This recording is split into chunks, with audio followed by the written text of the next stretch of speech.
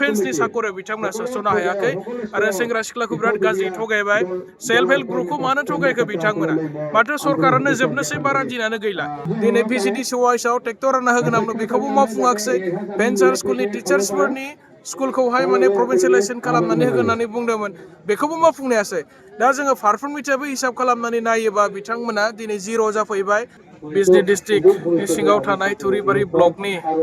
वार्कार्स मिट दङमोन लोगोसे मागोनि मोनसे सेलेब्रेसन बे हाबाफारियाव बाहागो लादों आरो बावहाय गोबां माने रायजो राजा बिथांमोना बाहागो लाफैदों आरो जोङो फैबाय थानाय समाव जानो गोनां जितु बिटिसि काउन्सिल इलेक्सन बे इलेक्सनाव थुरिबारि ब्लकखौबो जोङो गोबां बुरजा भट मोननानै देरहागोन दिनै मोनसे रोखा जाबाय खारन बावहाय जोङो इयुथनि वमेननि पेरेन्ट बडिनि गोबां सेल कमिटिनि गोख्रों दैदेनगिरिफ्रा दिनै बाहागो लादों आरो जोङो आथिखालनि इउपिपिएल सरकारखौ जोङो मोनसे खोथा सोंखारिदों जे बिथांमोना थांनाय 2 बोसोर 3 बोसोर आवगाय जोंनि गोबां सेंग्रा सिख्लाफोरखौ लानानै आर्मि पेरामिलिटारि फर्सेसआव साकरि होगोन होननानै गोबां मानसिखौ प्रेक्टिस खालामहोदोंमोन फिल्डफोराव खारहोलाबायदोंमोन दिनै मा खालामखो माथो जोङो सासेबो सेंग्रा सिख्लाखौ जोंनि बिटिसि ओनसोलनि पेरामिलिटारि फर्सेस लोगोसे आर्मियाव रिक्रुटमेन्ट होनाय जोङो नुवाखिसै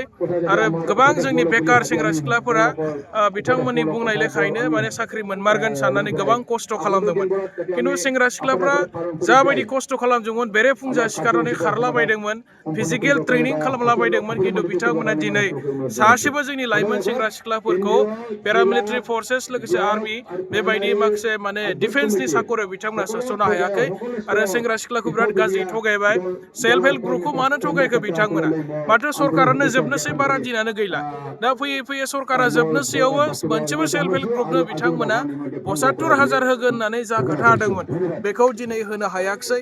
जोंनि आबादारि बिथांमोनखौ थगायबाय गोबां माने डिजिटेलनि खोथा बुंदोंमोन डिजिटेल जुगनि गेजेरजों बिथांमोना आधुनिक माने खेथि खालामहोगोन होननानै बायदिसिना खोथा होदोंमोन दिनै भिसिडिसि वाइसआव ट्रेक्टर रानना होगोन आंनो बेखौबो मावफुङाखिसै भेन्सार स्कुलनि टिचार्सफोरनि स्कुलखौहाय माने प्रभिन्सियेलाइजेसन खालामनानै होगोन होननानै बुंदोंमोन बेखौबो मावफुंनायासै दा जोङो फारफ्रोमनिफ्रायबो हिसाब खालामनानै नायोबा बिथांमोना दिनै जिर' जाफैबाय डेभेलपमेन्टआ जिर' दिनै बिजनियाव इउपिपिएल सरकारनि समाव नुनाय मोनसेबो दिनै इनफ्रास्ट्राक्चार जों नागिरनानै मोना आरो बिथांमोना मावनानै दिन्थिनाय एग्जाम्पल जों नागिरनानै मोना स' बेनिखायनो दिनै रायजो राजा बिथांमोना फिन परिबर्तन नागिरनानै बिपिएफआनो साबसिन बिपिएफनि समावनो गोबां रायजोफ्रा डेभेलप जादोंमोन बिजनि ओनसोला जौगादोंमोन बे खोथाखौ दिनै सावरायदों आरो हाग्रामा महिलार सारखौनो फिन सिफ जाजानायखौ रायजो राजाफ्रा दिनै लुबैदों आरो जोङो सानो 2025 सनाव जोङो गोबां बुरजा सिट देरहानानै एमसिएलए देरहानानै फिन हाग्रामा महिलार सारनि दैदेननायावनो बिपिएफआ सरकार दागोना दिनै रोखा जाबाय प्रबिन बर'आ मोनसे टाइमाव बिपिएफनिनो जेनेरेल सेक्रेटारिमोन बिथाङा खैथामान बोसोर बिथाङा कंग्रेसआव लिडारशिप लाहैनानै खामानि मावदोंमोन दा बिटिसि ओनसोलावथ' कंग्रेस बा अन्यान्य नेसनेल पार्टिनि खामानि मावनानै जेबो लाब गैया बे खोथाखौ बिथाङा नुबाय आरो दैदेनगिरि हिसाबै हाग्रामा महिलारि सारजों गुबुन दैदेनगिरिया जेबो रुजु जाया दा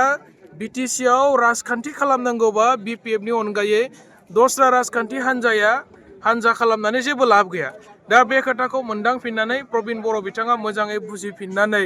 आरो फिन बिपिएफआव जइन जादों बिथांखौ जोङो बिपिएफनि जानानै वेलकाम खालामदों मानोना बिथाङाबो सासे गोख्रों दैदेनगिरि आरो फिन माने